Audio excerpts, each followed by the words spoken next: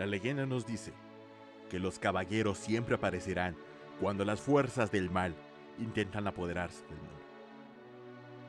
En un tiempo lejano, existió un grupo de jóvenes que protegían al mundo, los Caballeros de Atena. Se cuenta que con un revés de la mano eran capaces de desgarrar el cielo y con un solo puntapié abrir grietas en la tierra. Ellos son los encargados de protegernos. Ellos son los Caballeros del Zodiaco.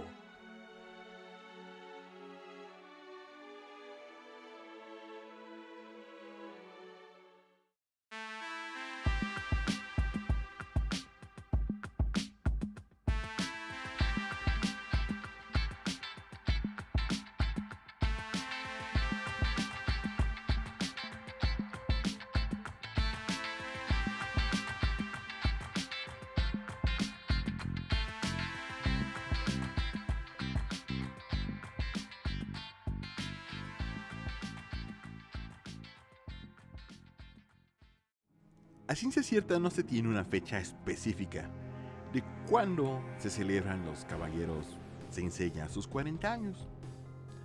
Pero, según la información, fue publicado el primer número en el tomo que salía de Shonen Jump en diciembre de 2000.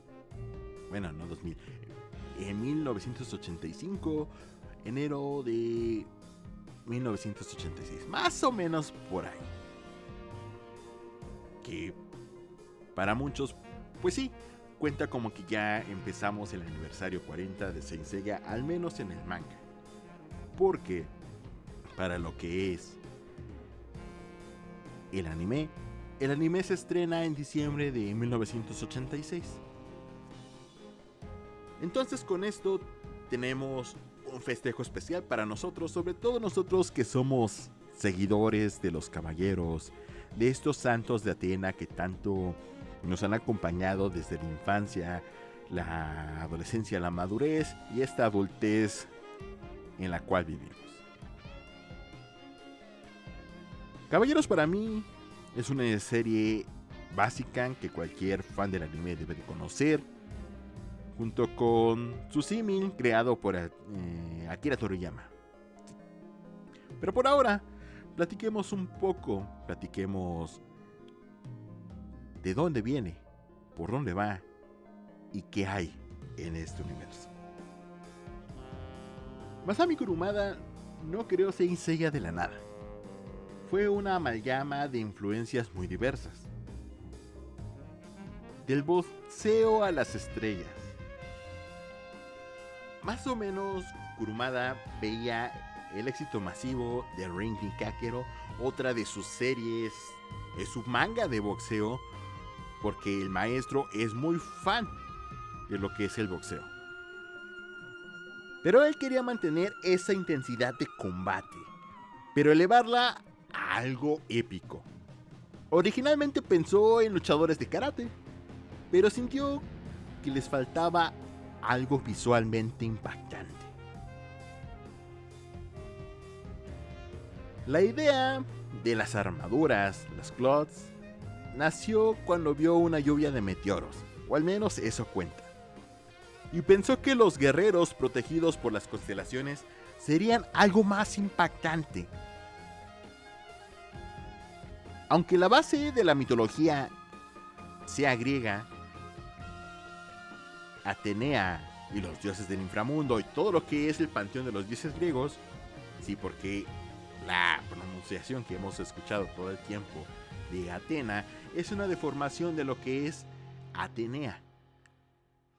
Por lo tanto, el maestro Kurumada mezcló elementos del budismo, folclore nórdico y algunos mitos chinos que se pueden ver representados mucho en lo que es el Caballero de Virgo, el Caballero Dragón y la versión al anime de lo que es la saga de Asgard. Aunque no es canónica, se nota mucho de lo que querían representar en ese entonces.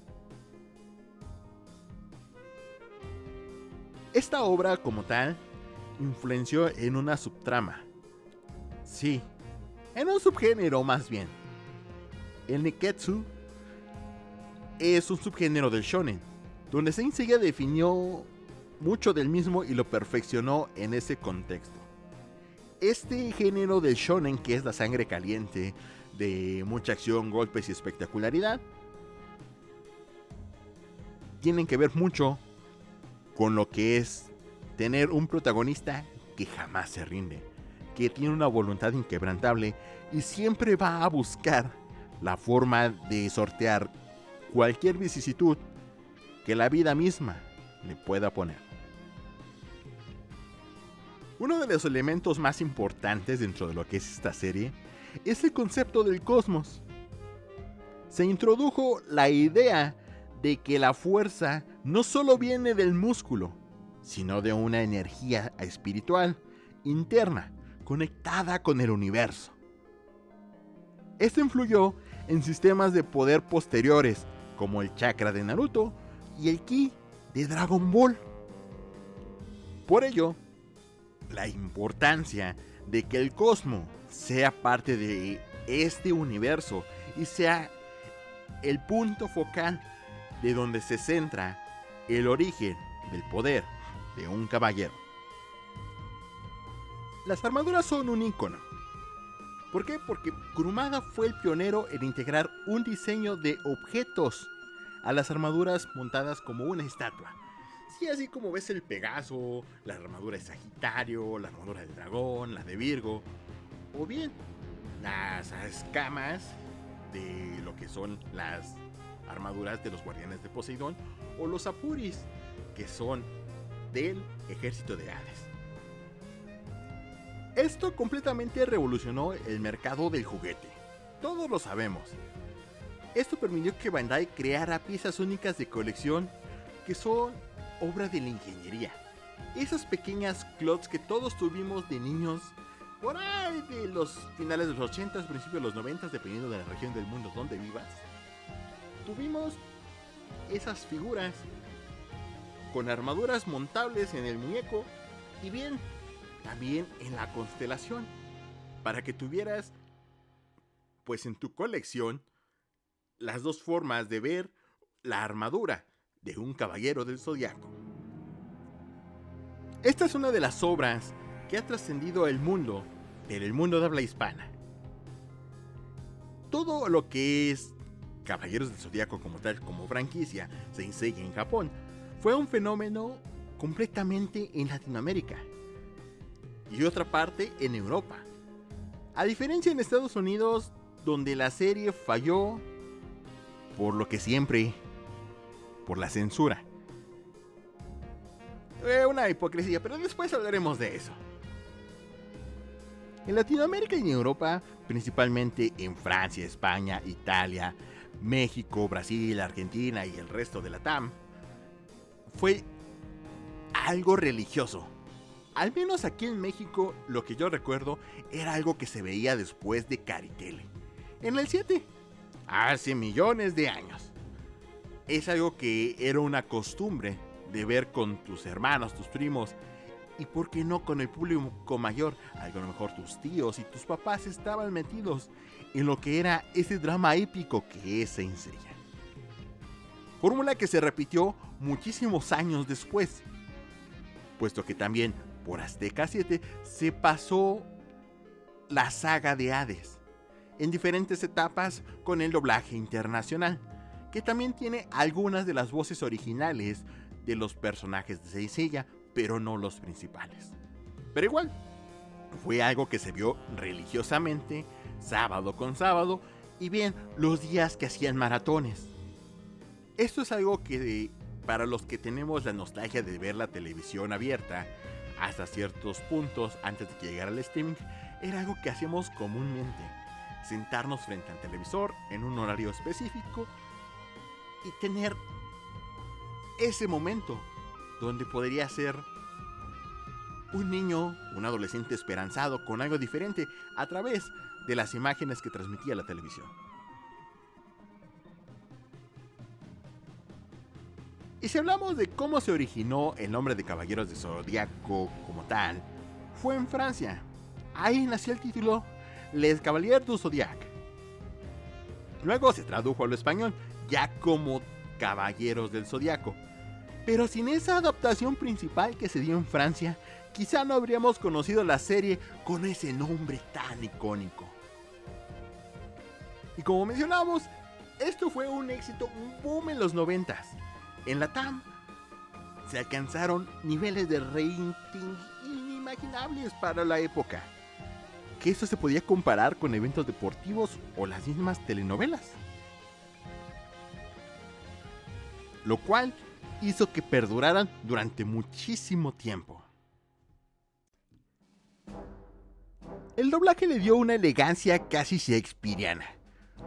Los diálogos solemnes y la música de Seiji Yokohama, que con una orquesta y rock en esas mezclas explosivas, le dieron una madurez que otras series de la época no tenían.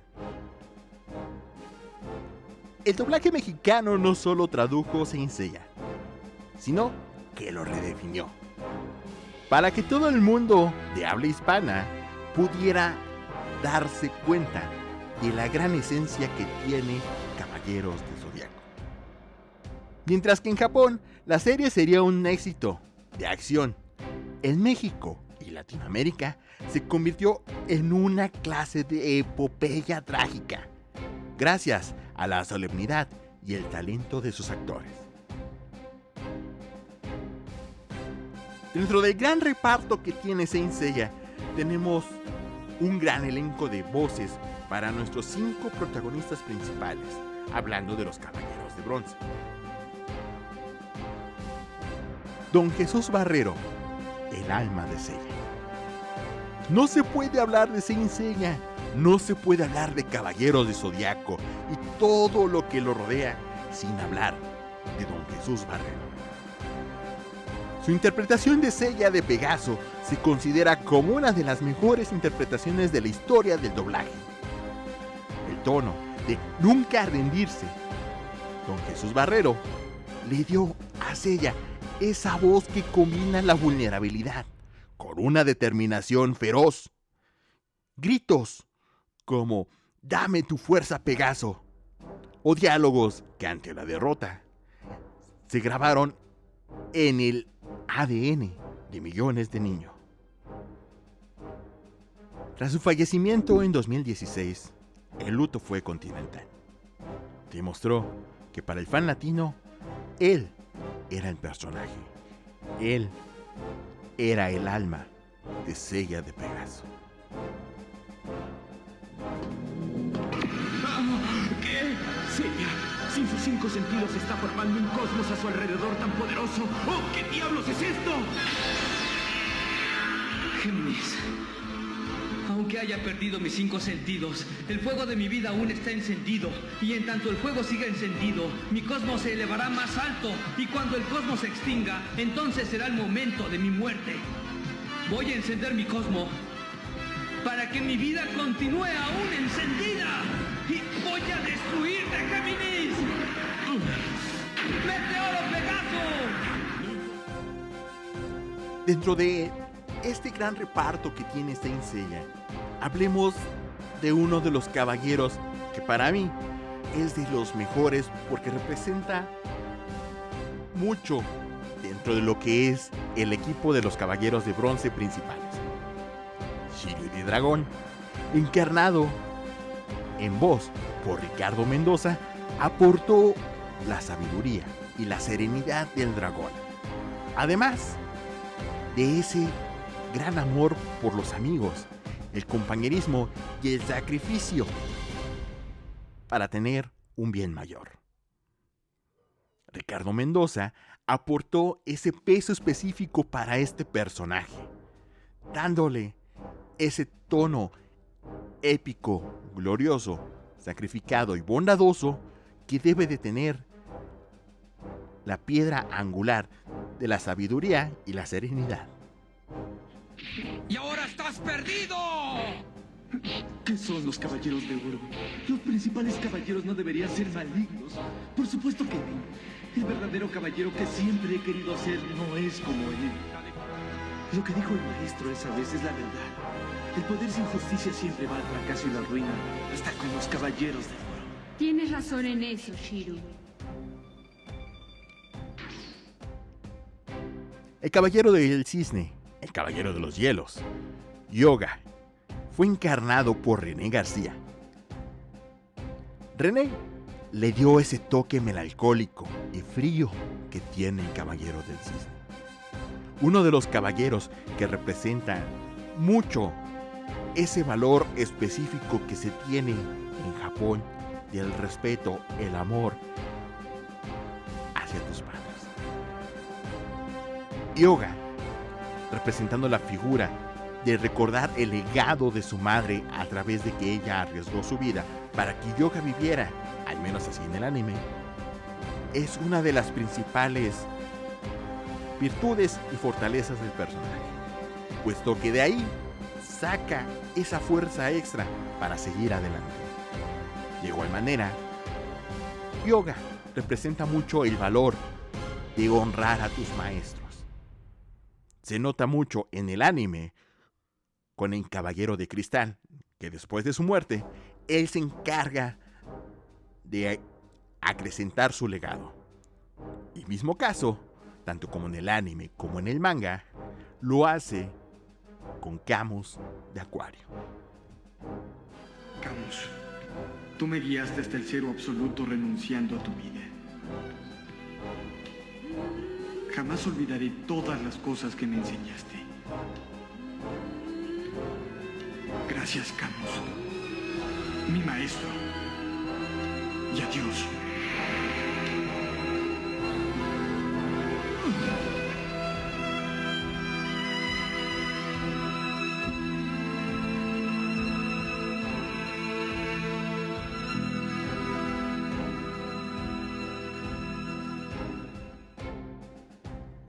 Para Shun de Andrómeda, tuvimos una de las voces más acertadas en ese momento. Pepe Vilchis logró transmitir la bondad y el rechazo a la violencia de Andrómeda, pero sin perder toda la fuerza de un guerrero. Shun nos representa mucho ese personaje pacífico que rechaza completamente la violencia. Que bien, con los tonos de voz de Pepe Vilchis a lo largo de los años, se ha ido demostrando perfectamente que él es un pacifista. Esto es un gran valor que se representa en Japón y en el mundo, el preferir el diálogo que la violencia. Y esto es algo que se encarna perfectamente en lo que es Shun de Andrómeda, a través de la voz de Pepe Vilchis.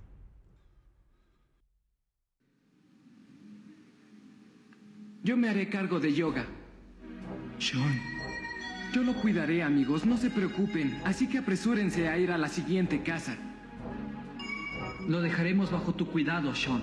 cuida muy bien de él. Está bien, tengan por seguro que yo lo salvaré. Bien, vámonos.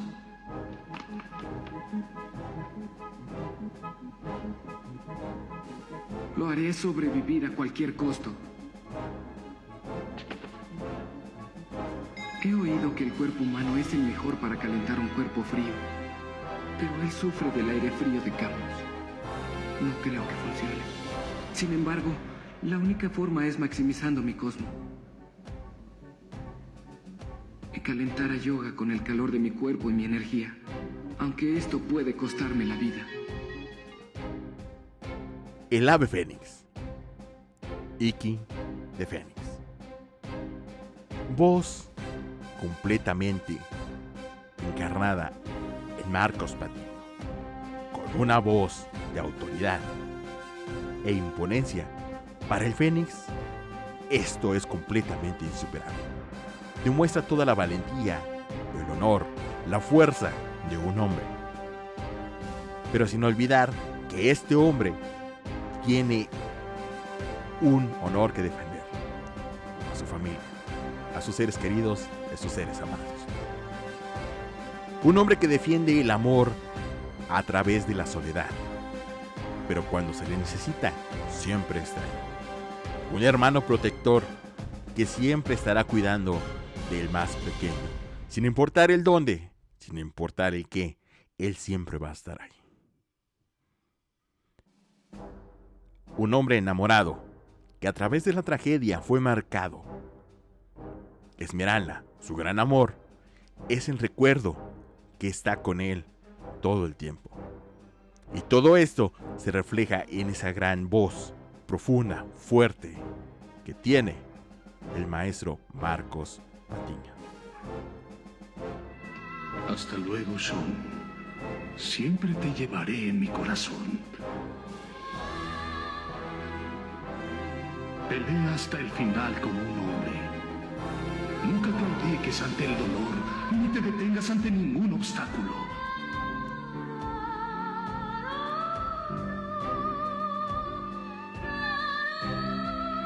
Hasta luego, querido hermano. Pelea con Seiya hasta el final, como un hombre. Y si se habían preguntado por qué no hablamos de la diosa Atena, esa chica especial que une a todo este grupo, no se preocupen, aquí está. Saori Kido, la reencarnación de Atena, es encarnada por María Fernanda Morales, dándole ese toque fresco de una chica completamente juvenil, admirada sí, pero que va descubriendo su verdadera misión en la vida, con todas las complicaciones que implica ser la diosa de la guerra y la protectora de este mundo. Toda la elegancia y fineza que puede tener una cuasi princesa y una diosa del panteón helénico se ve reflejado completamente en el tono de voz de Mother. Además de notarse esos tonos de amor y dulzura que tiene con su caballero predilecto, sí, con Seiya de Pegaso. Gracias, Seiya. Tú me protegiste. Y esta vez yo te protegeré. Lo siento, Seiya. Todo ha sido por mi culpa.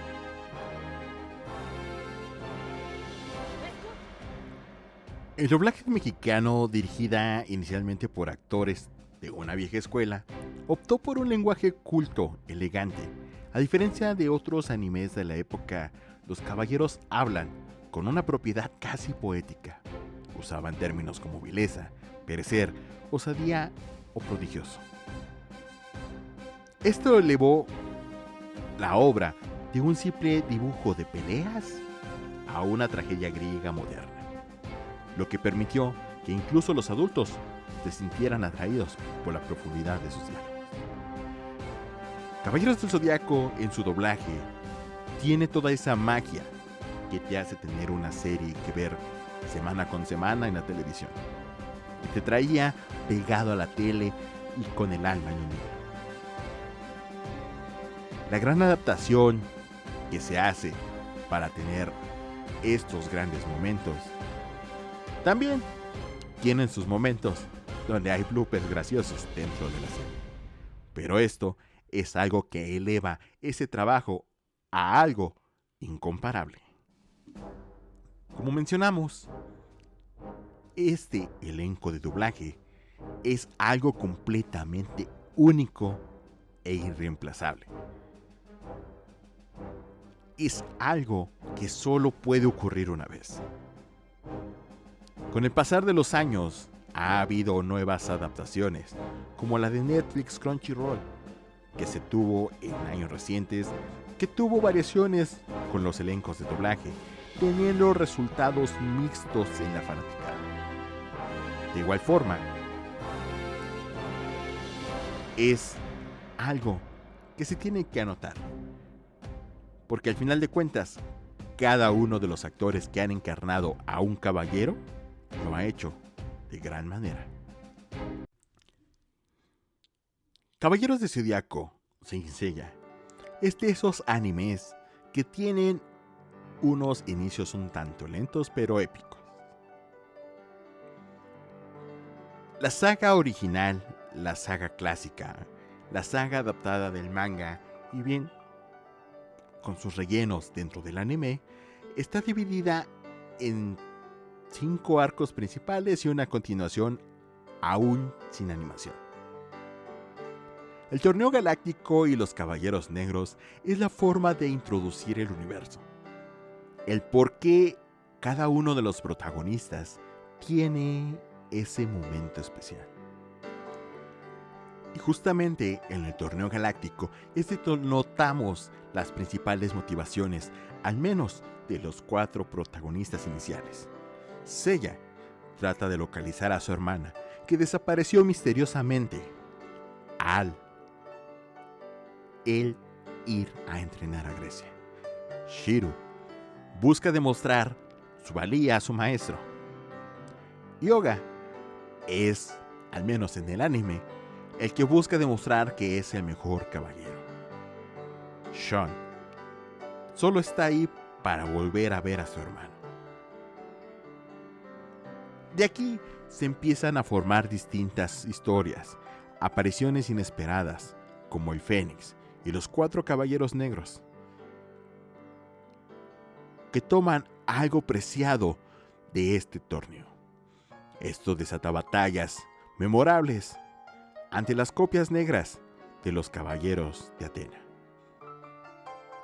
Esto desata que tengamos una introducción en cuanto a relleno de lo que es cómo se maneja el santuario, el conocimiento de que hay más caballeros aparte de los de bronce, y hay distintos niveles de poder entre las armaduras, enterándote que hay niveles del más bajo, que es un soldado del santuario, pasando por un caballero de bronce, un caballero de plata, y bien, los valerosos caballeros dorados. Para continuar en la historia, hay un pequeño salto del tiempo en nuestro argumento, porque llegamos a esa confrontación, donde Atena expone su vida, recibiendo una flecha dorada en el pecho, que en la premisa solo puede quitar el gran patriarca. Ese patriarca que se vio mencionado durante el arco anterior, en ese momento donde se creó el antagonista de la serie, que bien se estructuró a partir de la saga de los Caballeros Negros y el resto de implicaciones de los caballeros que fueron a cazar a los santos de bronce. Al llegar al santuario, tienen que recorrer las 12 casas del zodiaco, encontrando a los caballeros de más alto nivel, los honorables Caballeros Dorados. Seiya y sus amigos continúan dentro de lo que es sus batallas uno a uno contra estos Caballeros Dorados, encontrando y demostrando en ellos esa fuerza a través de cada una de estas peleas, alcanzando así el 7º sentido y logrando el objetivo de salvar a Saori de las garras del malvado patriarca. Todo evoluciona dentro de este universo. Todo tiene un avance y una mejora. Así es como empieza la premisa de la saga de Asgard. Los emisarios de los guerreros del norte, en la figura de Sid Temizar, llegan a la mansión Kido, buscando acabar con la vida de Atena. Los caballeros de bronce complementarios enfrentan a Sid sin poder hacer nada. En ese momento, Sean y Seiya aparecen para darle una buena lección a Sid Temizar. Deteniendo esta batalla, Sid Temizar, evitando matar tanto a Seiya y a Sean, dice que el santuario va a caer en manos de Hilda de Polaris, emisaria del dios Odín en Asgard. Esta nueva amenaza, a través de la figura de Hilda de Asgard, nos lleva al norte de Europa, en las zonas de los orígenes nórdicos de esta historia, para atravesar los valles congelados, así, con mucha fuerza, valor y perseverancia, llegar al Valhalla, para poder obtener la poderosa espada de Balmung y acabar con el mal que tiene controlada a Hilda. Sin descanso, agotados y exhaustos, llega una nueva amenaza. De las manos del dios de los mares, Julián Solo, Poseidón. Este nuevo enemigo no deja descansar a los santos de Atena, ya que secuestra a Saori Kido, con la intención de gobernar el mundo y los 7 mares, con la intención de tener a su lado a la diosa Atena. Los caballeros, con todo el cansancio, el dolor y la fatiga que puedan sentir de la batalla anterior, recorren los 7 pilares que sostienen los mares del mundo, venciendo a todos y cada uno de sus enemigos, encarnados en esta ocasión por los generales Marina. Esos 7 guerreros al nivel de un caballero dorado que protegen al dios Poseidón. Todos ellos liderados por Dragón del Mar. Esta saga tiene una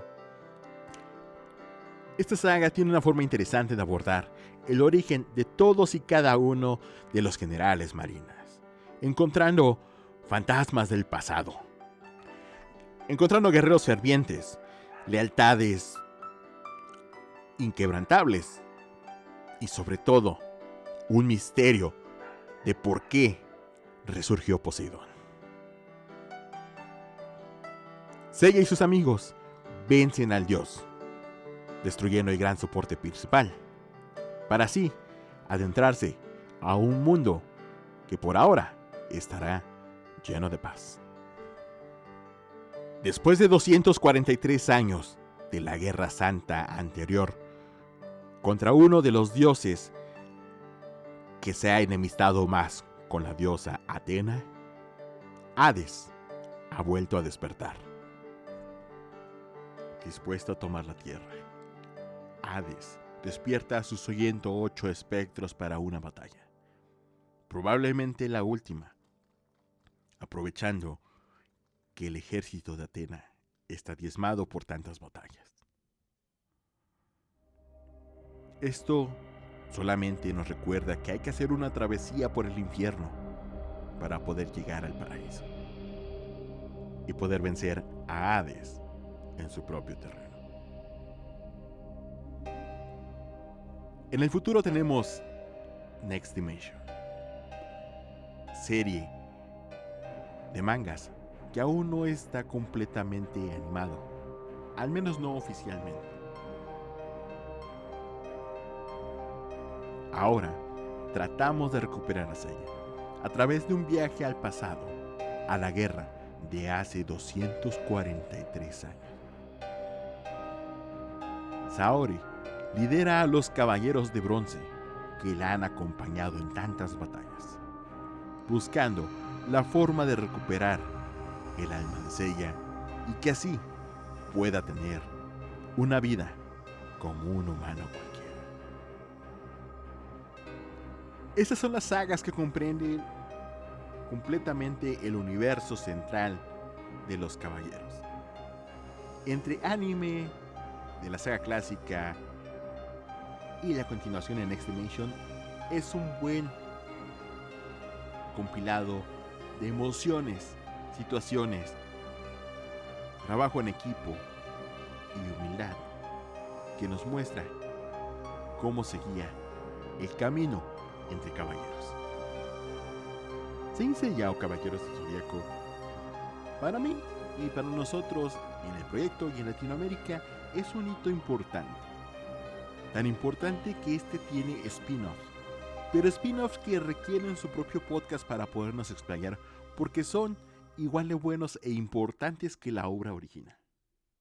Por ahora, hay que ver la serie original, sí, con los ojos de nostalgia y con un tanto de paciencia si dejaste de ver anime hace mucho tiempo. Pero ten en cuenta que podría enamorarte esta serie, este anime, de la misma forma que como cuando la viste de niño. Y hablando de dónde verla, la serie clásica, los 114 episodios, se pueden ver con doblaje latino en Crunchyroll, y los 32 episodios de la saga de Hades con el doblaje internacional, esa que vimos en el 7, también se pueden ver en Crunchyroll.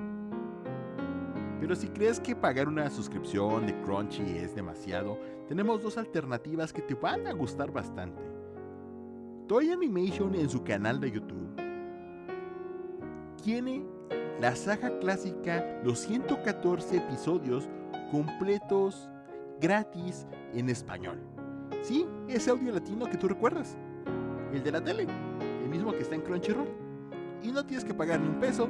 A lo mejor te tienes que comer algún comercial, pero eso pasa con todos los videos de YouTube. Y por otro lado, los 32 episodios de la saga de Hades se encuentran en Tubi. También son completamente gratuitos. Tienes que checarlos con comerciales, pero esta versión tiene un plus. No sé si se acuerdan que había una versión de DVD producida por la extinta Towers Entertainment, que contaba con la mayoría del elenco original, incluyendo a todos los protagonistas de la serie, los 5 de bronce, Athena y la mayoría de los caballeros dorados. Este doblaje se encuentra exclusivo en Tubi. Si tienes chance de checarlo, velo. Y de igual forma el doblaje internacional, porque también es bastante bueno. La actuación de Irving Dayan como Seiya de Pegaso no será la de Jesús Barrero, pero tiene un Seiya muy bueno, así que no te va a decepcionar. Por ahora, solo nos queda decir que para las celebraciones de este 40 aniversario, esperemos que en este 2026 tengamos nuevas animaciones, que tengamos la mayoría de las voces originales en estas animaciones, ya sea de Next Dimension, a lo mejor esa tercera temporada de Los Canvas que todos queremos, en una de esas la Gigantomaquia, como una película, porque pues implica a los Caballeros Dorados en la mayoría de eso. O si hablamos de historias de los Caballeros Dorados, ¿por qué no el episodio G? Sería una buena forma. Pero a mí me encantaría que tomaran la continuación canónica que es Next Dimension y se conectara con lo que estamos viendo en Saint Seiya Den, en los nuevos capítulos que nos está entregando cada cierto tiempo el maestro Kurumada. Aunque se puede notar mucho que soy un fan, no un fanboy, bueno sí hasta cierto punto, de lo que es Saint Seiya Los Caballeros del Zodiaco, por mucho de lo que he dicho en algunos podcasts, sobre todo el de PlayStation, hoy me adentré junto con el equipo a tratar de verlo lo más sin spoilers posible.